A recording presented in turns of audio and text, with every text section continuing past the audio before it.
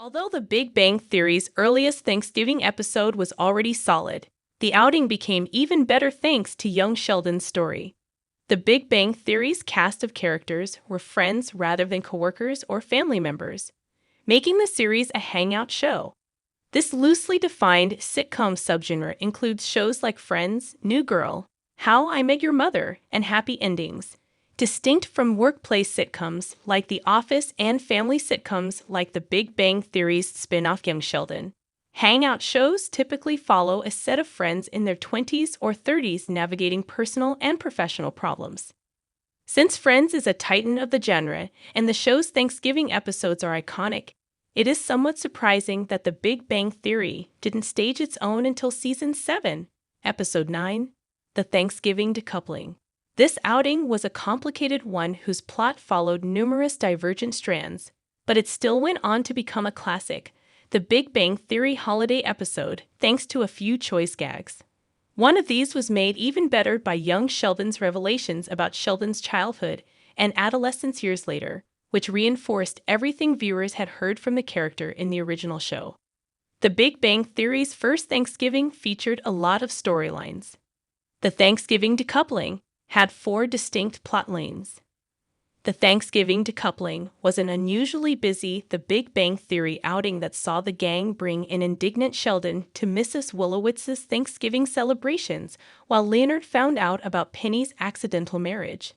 As Amy, Raj, and Bernadette take charge of the elaborate dinner due to Mrs. Wolowitz's gout, Penny learns that her joke marriage to Zach in 2010 is legally binding.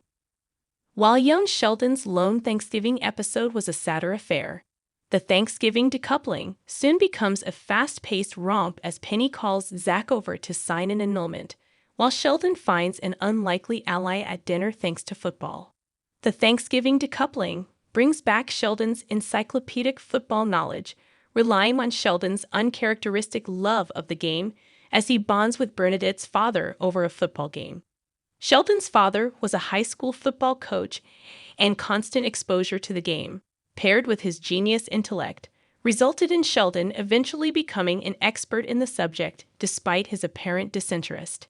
In a surprisingly sweet twist, Howard's father-in-law commiserates with Sheldon over the loss of his father, George Sr., like many of young Sheldon's off-screen tragedies. This was a sad event that The Big Bang Theory only occasionally treated all that seriously.